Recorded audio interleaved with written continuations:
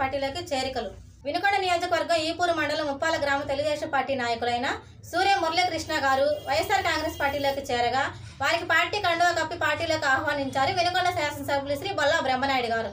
ఈ సందర్భంగా వారు మాట్లాడుతూ మండలం ముప్పాల గ్రామానికి సంబంధించి సూర్య మురళీకృష్ణ గారు తెలుగుదేశం పార్టీ నుండి మన వైఎస్ఆర్ కాంగ్రెస్ పార్టీలోకి రావటం చాలా శుభపరిణామం.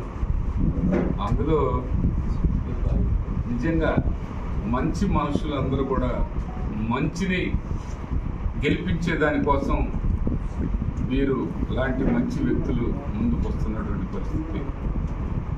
వీళ్ళకి మరి ఈరోజు ఆయన మేము వాళ్ళలాగా ఒక ఆయన వస్తే 10 మంది వచ్చారని అనుకోం.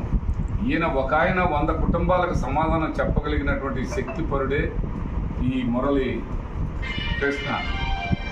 ఈ మురళీకృష్ణ లాంటి ముప్పాల గ్రామానికి సంబంధించి రావటం అనేది చాలా మనస్ఫూర్తిగా ఆయన్ని మా కుటుంబ సభ్యుడు, మా పార్టీ కుటుంబ సభ్యుడిగా భావిస్తూ ఆయనకు అన్ని విషయాల్లో అన్ని విధాల మేము తోడుగా ఆయనకు అన్ని విధాల్లో పార్టీ గుర్తింపిస్తుందని ఈ సందర్భంగా తెలియపరుచుకుంటూ మనస్ఫూర్తిగా ఈరోజు పార్టీలో చేరినందుకు అభినందనలు తెలియపరుస్తున్నాం.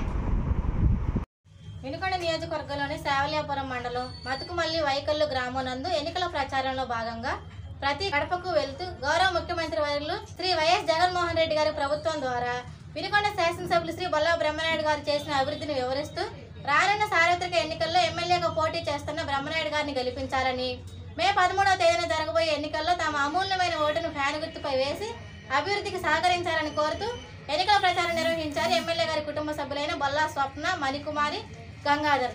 వారితో పాటు మండల గ్రామస్థాయి నాయకులు, కార్యకర్తలు, మహిళలు పాల్గొన్నారు. ఫ్యాన్ గుర్తుపై ఓటేసి అభివృద్ధికి సహకరించండి. వినుకొండ నియోజకవర్గం నూజెండ్ల మండలం పువ్వాడ, మొలకలూరు గ్రామాల నందు ఎన్నికల ప్రచారంలో భాగంగా గ్రామాలను ప్రధాన వీధుల్లో తిరుగుతూ ప్రజలను ఉద్దేశించి ప్రసంగించిన వినుకొండ శాసనసభ్యులు శ్రీ బొల్లా బ్రహ్మనాయుడు గారు. వారితో పాటు నియోజకవర్గ స్థాయి నాయకులు, తదితరులు పాల్గొన్నారు. 14 నుంచి 2019 వరకు కనీసం తాగటానికి నీళ్లు లేవే, అది చూసావా అని అడుగుతూ ఉన్నాం. ఇవాళ రామలింగేశ్వర స్వామి టెంపుల్ కి ఘాట్ రోడ్ వేసామంటే దానికి మీరు కోర్టుకేశారు. మంచినీళ్ళు చెరువు మీద కోర్టుకేశారు. మరి అదేవిధంగా అండర్ ప్రాసెస్ బ్రిడ్జి వస్తుంటే దానికి కోర్టుకేశారు. అయినా ముందుకొచ్చాం. అదేవిధంగా 100 పడకల హాస్పిటల్ దాన్ని ఏర్పాటు చేస్తుంటే దానికి కోర్టుకేశారు. అయినా ముందుకు రావటం జరిగింది. అదేవిధంగా ఇవాళ గోకనకొండ పువ్వాడ బ్రిడ్జి ఒక్కసారి తెలుసుకోండి. ఒక్క మాట ఆ రోజు పాదయాత్రలో చెప్తే నేను ఈనాడు ఆ బ్రిడ్జి నిర్మాణం జరుగుతూ ఉంది. అదేవిధంగా ఈనాడు అభివృద్ధికి ప్రతి ఒక్కదానికి దాన్ని కూడా అడ్డుకునేదానికి ప్రయత్నం చేశారు ఈ తెలుగుదేశం పార్టీ వాళ్ళు. నేను ఒక్కటే చెప్తున్నా, మంచి జరిగిందనుకుంటేనే మీరందరూ కూడా దీవించండి, మంచికి ఎప్పుడు సహకరించాలని.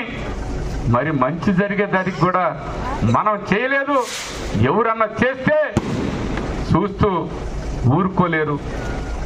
అంత ముందు అవకాశం మీకే వచ్చింది కదా, మీరు ఎందుకు చేయలేకపోయారని అడుగుతూ ఉన్నాను. మోడీ అంటే ఒక దెయ్యం అని చెప్పినటువంటి చంద్రబాబు నాయుడు ఈరోజు మోడీని దేవుడని చెప్తున్నాడు.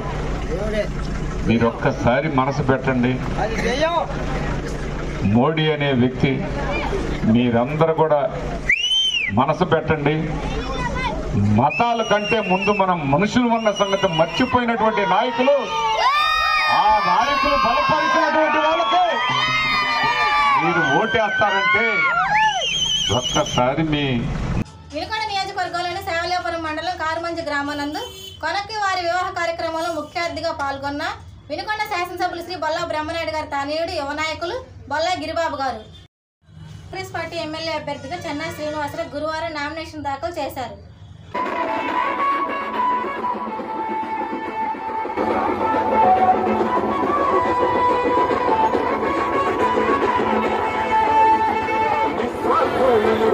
శర్మిల రూపం ఏ మాత్రం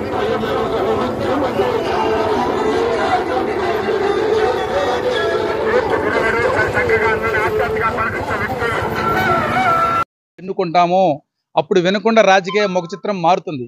ఈరోజు నాకు ఓటేయటం వల్ల, ఇక్కడ నా బలాన్ని చూపించుకోవటం వల్ల పైన ఉన్న ఏదైతే ఉందో వైసీపీ పార్టీ కానీ టీడీపీ పార్టీ కానీ ఆలోచిస్తే ఓకే ఈ వర్గం కింద ప్రజలందరూ ఇబ్బంది పడుతున్నారు కాబట్టి ఆ టికెట్లు కూడా బీసీలకు, ఎస్సీలకు, మైనార్టీలకు, ఎస్టీలకు ఇచ్చే ఒక అవకాశం ఉంటుంది.